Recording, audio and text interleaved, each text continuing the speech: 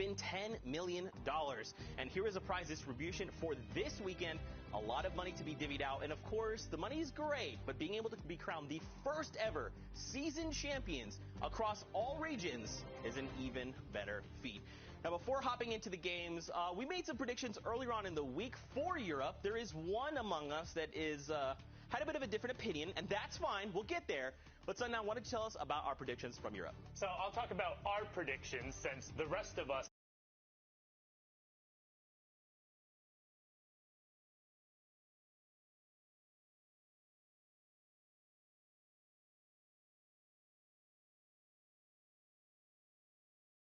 on it, but it took literally 4 really, really bad games in both of those weeks for them to get barely edged out into second place, and any other time they've played their game, they've been on top. But Shai, it seems like you went a different direction. Well, I understand they got their high placements, they're in their high castle, but personally, I see a revolution coming. I predict the upset, Stompy Chicken and Aqua actually taking it all home at the end of the grand finals.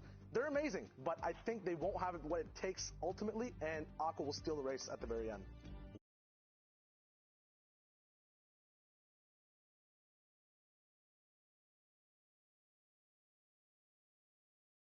Out in Europe, so we'll have to see if that pans out for everyone. Now, guys, we are going to be jumping into game number 2 of heat number 1 in Europe. We're going to be jumping right into all the action, and to do so, we've got Monster D-Face, Dr. Lupo. Gentlemen, take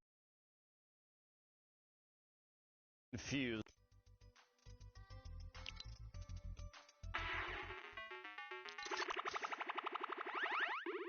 Now, going into Europe here, like I said, game 2, it's already rolling right now.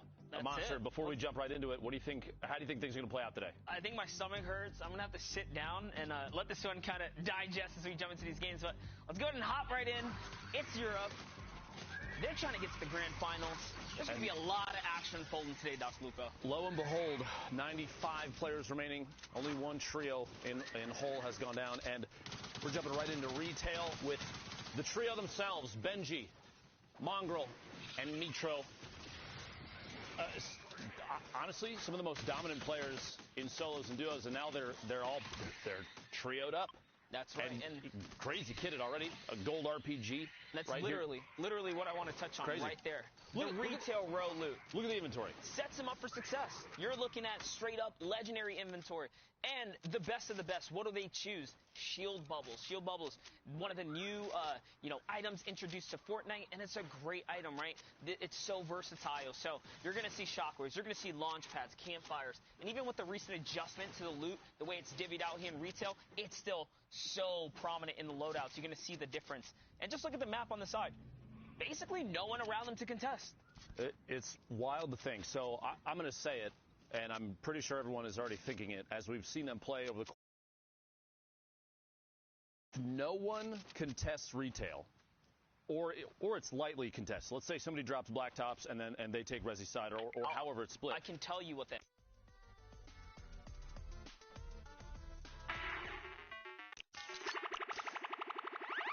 Production, can we get a jar of mayonnaise ready just at some point before Sunday? Because based on what we've seen thus far, we have an insane mat count across the board already. Look at the inventory. This is ridiculous. They are kitted to the teeth. 11 points already going into game 2. Game 1 must have. We'll have to take a look back if we can see exactly how that played out for them the previous round. But they're moving in. They have maybe. Granted, we can see on the minimap that there's nobody at Dusty Depot right now, but that's a potential drop spot for a trio at this point. But right now it's uncontested. You see there's builds there and there's no one around. They have free rotation in. See where the next circle ends up. Meanwhile, you're going to have teams smushed up against each other already on the movement in, fighting it out. We're looking at all the way the north side of the map, just past the block. A number of players probably dropping up there. And this is a veteran team right here. The Vic, Robabs, and Falcony been around the scene for a long while here, and they are just dictating the pace of this battle here as they're trying to look for this push right now. The shield bubble's not going to be effective. He actually had to push out of it, and it's a 3v1 situation right here. Down comes the Stinker. That's going to have to push him back, and it should be a nice, easy close-in. You see right there. Got him zoned inside. One box left. The quick edit. The swap. Lands the shot. Nice trap from above. Trap. Dodges it. Basically no damage taken. It's a good attempt. Pretty good attempt right there. Did try to, catch the Vic off guard, but he was fast enough. Managed to kind of sneak on through. By the way, on the right side of your screen, here's the results of Game 1. You see Mongrel, Mitro, Benji Fishy taking 5th place. Alblefly, Miro, Matsoe in the 1st place position up there, which means 15 points for that trio. There's the remainder of your top 10. Just a quick info blast there for you if you did not see Game 1 on any of the channels that might be streaming their gameplay right now. And I love that. I love that we can see exactly where we're at with the leaderboard. That was the wrap-up of Game 1, your top 10 teams coming into Game 2 now. And remember, every single heat, they're going against one another. So we're going to see rivalry. The best, like that leaderboard is going to change with every single elimination, every battle. They're going against each other. With the exception, of course, once Mongrel, Mitro, and Benji take that 1st place spot. I'm just saying, they have been playing insane. That's not to say that anybody else can't potentially take that top spot. It's very possible. I mean, even Sky Hunter and Keystar from Solary and Lestream, this is an excellent trio in itself. But man, just the dominant gameplay from MMB has been insane to watch. Yeah, up here on top of the hill now. Sundown put it best. It's Europe playing catch up here with our favorite, I guess, team to look out for. But absolutely, we'll see how the performances go here as Hunter, Sky, and Keenstar are just going to base up, kind of sit just outside of the Tilted Town. You can take a look at that map there. Players are setting up. They're setting the perches. The high grounds are being claimed. And that is how you can start to choke out squads that are rotating late here. Now, they are going to hopefully, get a little bit of that RNG, right? Get that zone to fall in their favor, because otherwise they'd have to burn some valuable resource early on. I will say, over 10 seasons of Fortnite, this hill has been one of the most consistent high ground advantage spots to take. And even now, you're looking down on Tilted Town where there's no building. You have essentially free shots on players that do, for some reason, choose or are forced to rotate through there. This spot is insanely good. You have clear line of sight on so many different locations. Even the high hill to the north, which is high ground elevation-wise, you still have a clear line of sight on a majority of what's up there. There's only a little nub at the top that can block line of sight of anybody that's moving on the north side of that hill. This trio, Sky, Keenstar, Hunter, they're in a great spot going into the next circle. Absolutely. There's no reason for them to move right now either. As you said, they have a nice line of sight over the field here. And all those tags, those are crucial tags. Remember, Storm Surge can affect anyone here, so you have to be proactive. You can't just sit around and be complacent with your positioning. You have to be actively seeking for damage if you don't want to get taken out by the Storm Surge. But here we have another little engagement about to go down here. It looks like the Vic is currently turning, this house inside out. There's a team very close by. Rotating forward just to the southeast there. The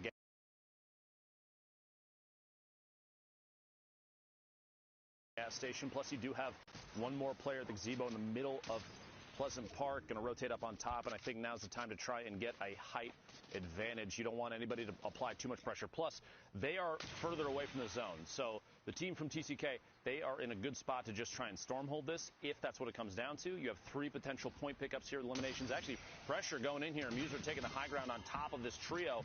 Used that shockwave and got up on top. I would expect pressure from the other two here momentarily. We will see. But there is another trio. Look, on the minimap, you have another team coming in from behind. So now both the trios that we just saw on your screen right now that are fighting it out here at this northeast building in Pleasant, they're about to get stormheld by another team down there. They're moving in as well. There's going to be 3 teams fighting basically in one building in a second here. And Gems is eliminated. You have a couple pickups there. The Vic, 3 eliminations now, a ton of materials, but you do have literally another team on top of them right now. And that's what happens when Storm Surge comes into effect. People do desperate things. So this team was totally fine parked up here, but now they have to force the push here. They have to defend themselves, and lucky for them, they get the tags, they get the trades, and their entire trio is still standing. This is a 3-way battle going on here, all of which is probably forced out because of Storm Surge now.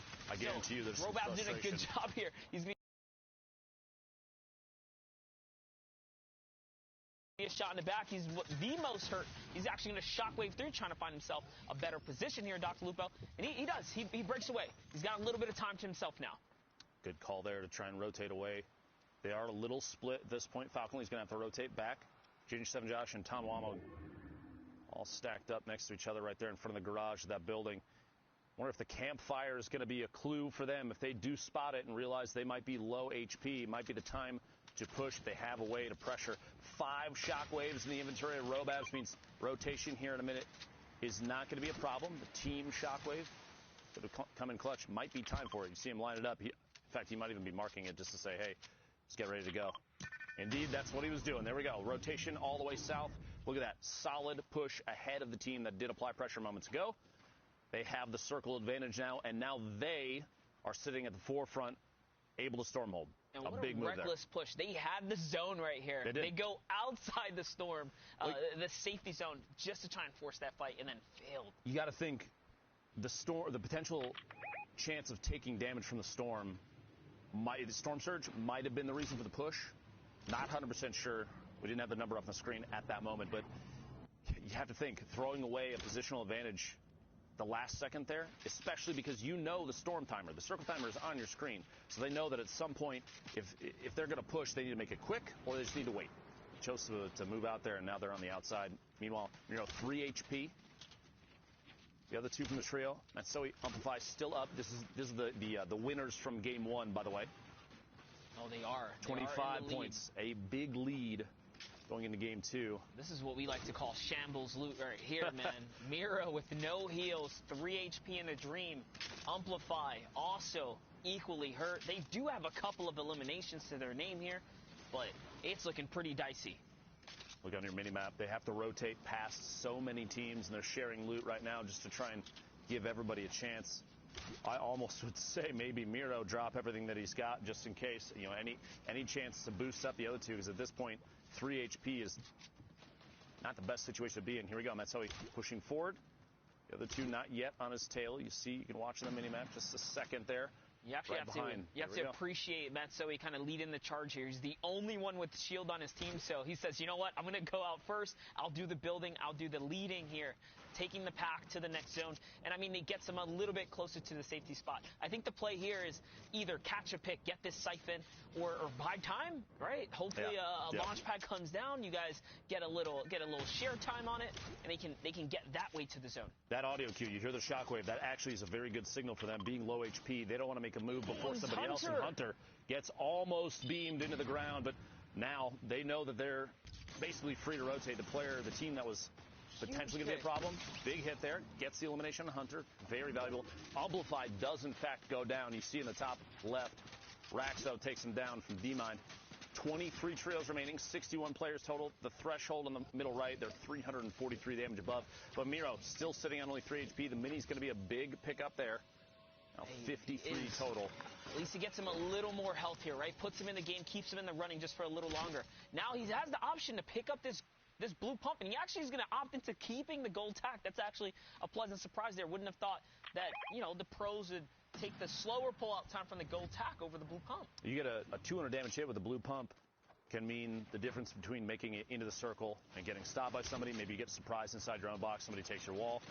Situational awareness is big for the blue pump to be extremely effective, and your accuracy has to be on. But, man, when the thing hits, it really hits. Really got to appreciate this push right here because they're still fighting for this game right here. There's a minigun over to the left. That hit right there is going to hurt a lot, though, because, again, the heals are so sketchy here. I think they have one more mini left to their name. Yeah, perfect huge. time to come with the explodes right there. He's trying to break through the build. Someone's going to catch a sneak shot from behind, though. That back right corner, Miro down to 49 on the ground. Matsui probably going to have to leave him out to dry there. Another team making moves on the side. The safe zone, the next safe zone, the bottom middle of your screen, or bottom middle of the current safe zone. You see in the bottom right there, the mini map. 5 damage below the threshold. Skype solo right now looking for a tag, and he does actually find it, and an elimination is a big point right there. 20 trios remaining to get close to placement points before too long. Just looking at the feed, I saw Mitro still in the running here somewhere in the game, so that trio, top 5 trio, still in the running here. I think our number 1 team might have been completely wiped during that push right there, so they're out. They cannot accumulate any more points, but they did pick up a lot of eliminations, so you best believe they're still in the top 10 as far as we know right now. But it's so early. It's still so early. There's a lot of opportunity here. We still have a number of games left. Camo, Harmy, and Pepper at the top of this, looks like 4 or 6 block tower. Stinger to apply pressure. while the minigun is going. Love the EU tactics. You don't see too much minigun in other regions right now, but this Tomo does go down. Well, imagine that many rounds from a trio, all shooting at your single build and you're by yourself. It basically GG at that point. And this team here is also just heavy on the elims right now. An effective 7+ for the squad right here, and they have the prime position to catch the picks of anyone rotating from the backside. This is actually perfect too, right? The heavy congestion is below them. They don't have anyone up here in this layer with them. The closest person is this trio right here to their left, and it looks like it's time to get that focus fire on. Here comes the minigun. The mark for attacking right there, stink to apply and make a move. You use those HP tags that pop up, the 5, to see where your opponents are rotating. And now they're in literally the very bottom of the same builds. You have a ton of people stacked up next to each other at this point now. But Camo, Pepper, and Harmy look like they still have the ultimate high ground, the best spot on the map right now. That being said, they're on the far west of the current safe zone, and they need to rotate southeast.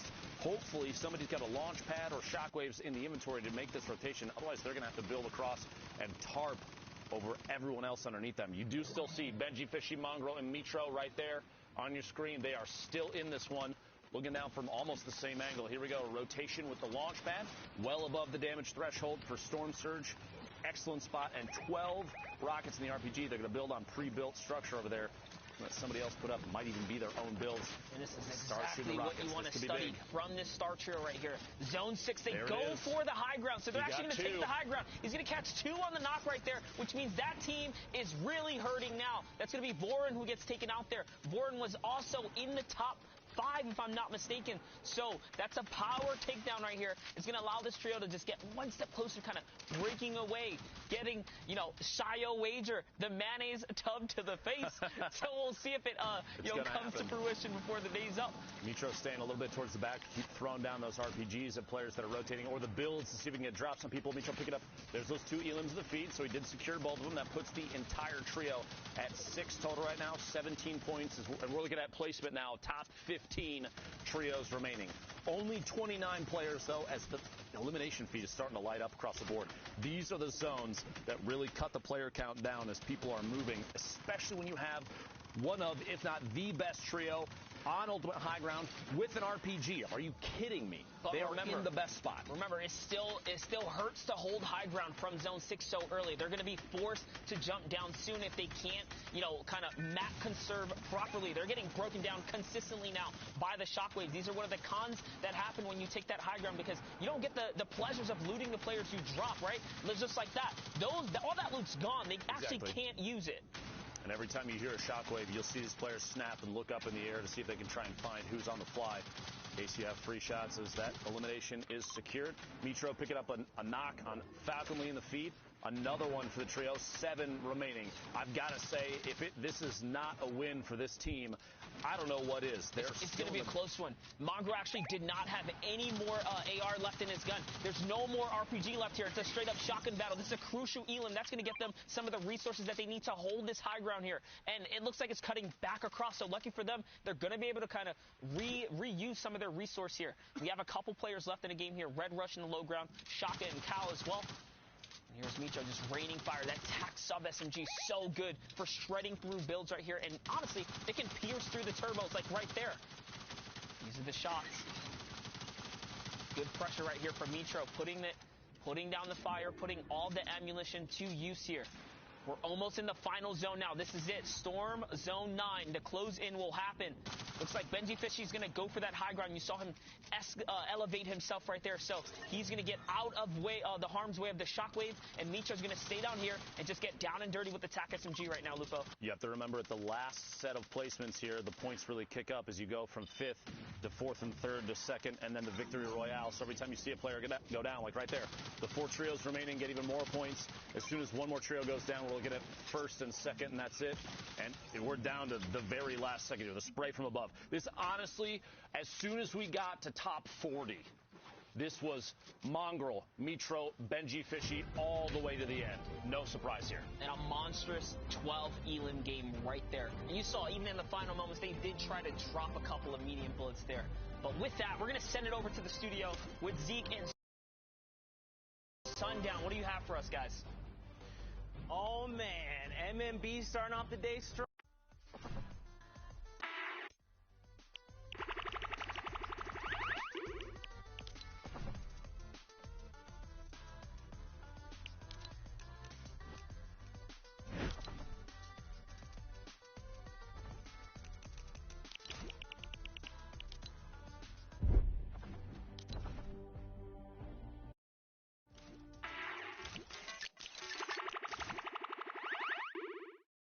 Match, but then the 12 elim plus the victory route, Zeke talking about it, every single one of those being a point, and then the victory route being 15 as well, pushing them up to 38. They're already 7 points clear of Falcony, Robabs, and the Vic, who've been playing very well. 19 elims there is pushing them 5 points clear of Amplify, Miro, and Mapso, who had an incredible first game. I mean, it's been an... Oh.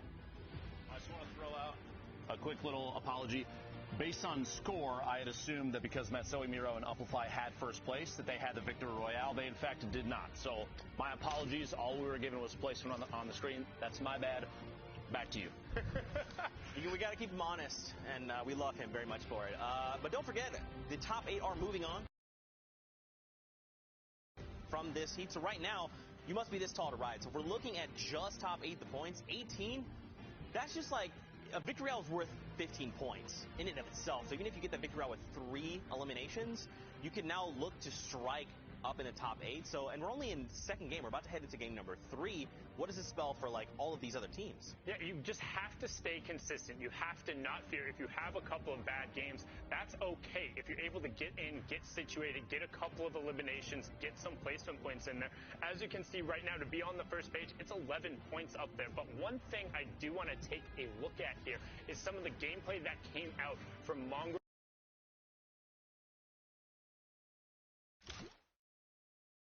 Mitro, and Benji. They were able to play so well, and Lupo even hinted at it, saying at around like top 40 or so, you could kind of smell that they were going to have that victory out. It had the sense of, hey, they were going to get high ground. They had everything they needed. It's like, oh, this looks like it's going to be a win from them. Let's hop on in and see how they're able to execute and get this done. And one thing you'll note is when they are on high ground, they're so incredibly disciplined with their angles. They're constantly looking around, adjusting, putting rockets towards their opponents, and then keeping control, working with each other to make sure that they're finding the right targets. I mean, Mongrel's aim on people who are in the air, honestly, you'd think he's using a controller, the way these players just get beamed as they come through, but no, it is just his amazing bro.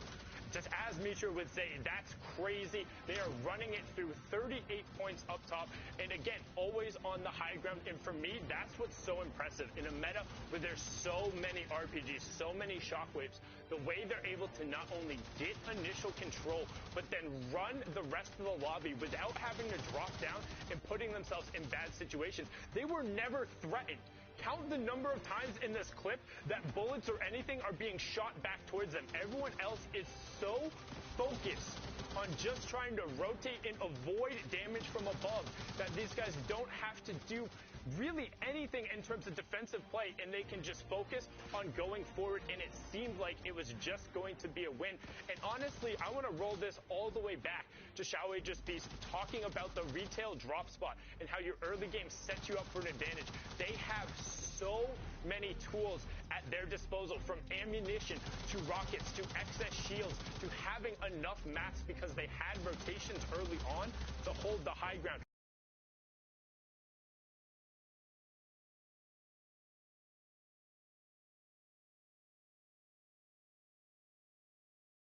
It just makes it so easy and so clinical.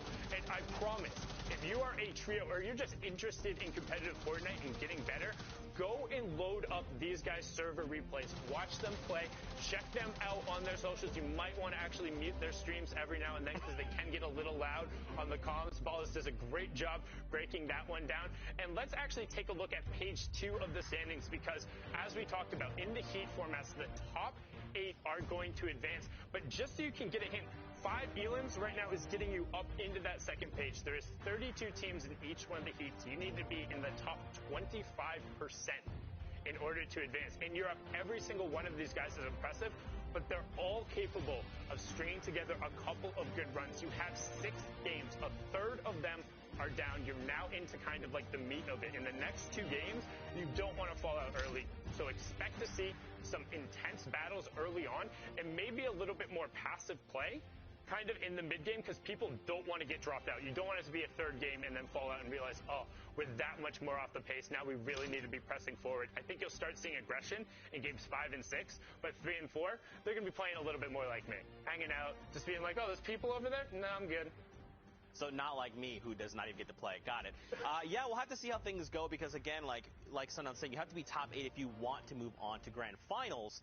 So for a lot of these teams, I think we're going to see that, though. Maybe even some teams that are even on, say, page 3, they want to try and make top 8. So they might just say, look, we're going to contest MMB at retail. Let's just go for it. We have 6 games. Let's try it once. If it doesn't work out, we'll change up the plan, but I mean, I know that's tough, a tall man. order. I'm aware. I wouldn't say so retail loot is strong, but there's a reason why you see the most dominant teams kind of staking their ground in retail because it's like come and challenge us if you want because if anything that benefits us more. We're confident that we can take those early game fights with you. Like if you want to split and try and do the blacktop houses, like that's fine, but these guys will end up running at you. They will take the challenge because for them, like they see 50 pots, they see points on the leaderboard, they see ways to climb this way up. No, it's serious. That's how MMB, that's how Volks and them, that's what they look at retail as. If you want to come there that confident, and the mental game is so important, particularly in a heat structure like this, where if you in the first 2 games, if you are hanging around off this page, if you're not in direct contention, you might think, man, I'm struggling right now. Like, we really need to get into it. But in reality, you're able to string together 1 or 2 strong games, or even a victory royale right now would put you through, right? Yeah. And any of these guys are capable of winning one of these games. So I think they can do it, but it's all about keeping a strong mental game as you're going through. It's tough, man. I mean, as much as I want to see Shy eat a jar of mayonnaise, it would be kind of cool to have a new trio come up and, dethrone MMB. I am about that, but it's just going to be a lot about mental game, like you're saying. If you start to just lose your confidence even just a little bit, that's going to affect your potential placement in top 8. We'll have to see, though. I'm getting a little too excited, Fortnite fam. I want to see more of this. But yeah, look, I think we're getting ready. Battle Bus, the players are boarding. We'll be there in just a moment. I think we have a package here in just a moment. But what do you think, man? So do you think, where is Aqua? Did we see him? Is he on page 1? They're not in this heat. They're not in this heat. I'm sorry. It's different heats. It's different heat. This is just heat 1. So which brings again, me to my just next to remind point. people, is a little too excited here. There are 4 heats coming through in Europe. 8 teams will be advancing and going on. And the way you're able to kind of score and work your way up is through eliminations and placing higher up. Though in Europe, particularly, they have the highest amount of participation. So all of these players they are at the very tippy top, right? This is the top 0.01%. Right. These are the best of the best and the people who are very able to compete against these guys. So they're able to elevate their game on a particular day. However, as we're sitting here and able to have our own predictions, there's a reason we all think Mitro, Mongo, and Benji have done it. There are repeated trios who have shown they're consistently stronger and that much better than the rest. It's not like we're basing this off of who our favorite players are, right? It's going and looking at it and breaking it down. But for now, we're going to throw to a 10-minute break while we sort some stuff out on our end. We'll go talk to the bus driver, try and get that going. You guys take your bio breaks, whatever you need. We'll be right back.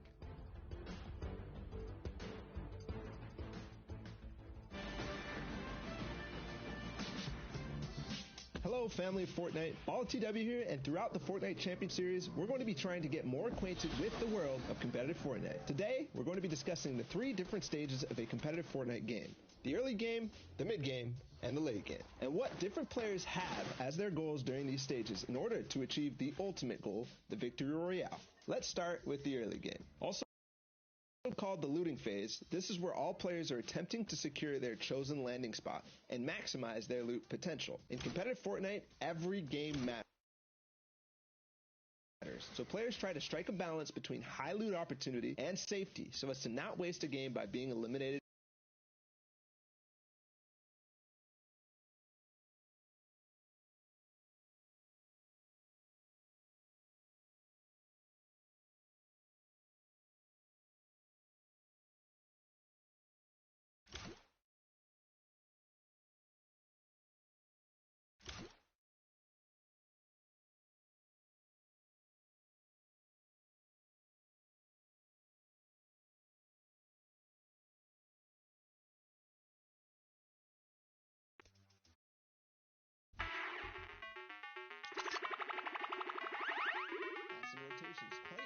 these days. So go check that out and any replay from the Fortnite Champion Series by going into the Compete tab and finding your favorite player. It will vary from game to game, but generally, we move into the mid-game around the middle to end of second zone.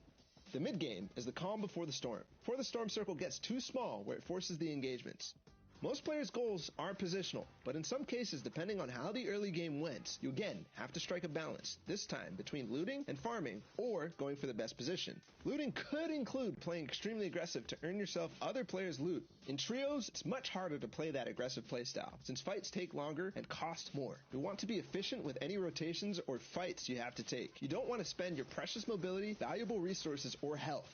This is why you'll see a lot of the top players look directly for center zone in the mid-game. When you're in the center zone, you end up giving yourself the most chance of being in the next storm circle when it gets revealed. You'll then have to go less distance and thus spend less materials.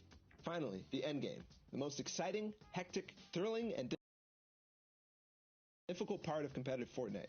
Experiencing an endgame can be confusing and hard to process, but it will also be one of the most rewarding and fun times to play and watch. This is when you take all the advantages you built in the early game and the mid game and use them to push yourself to a victory royale, and also find as many eliminations as possible. In the current Fortnite Champion Series format, every elimination matters, just like it did in the World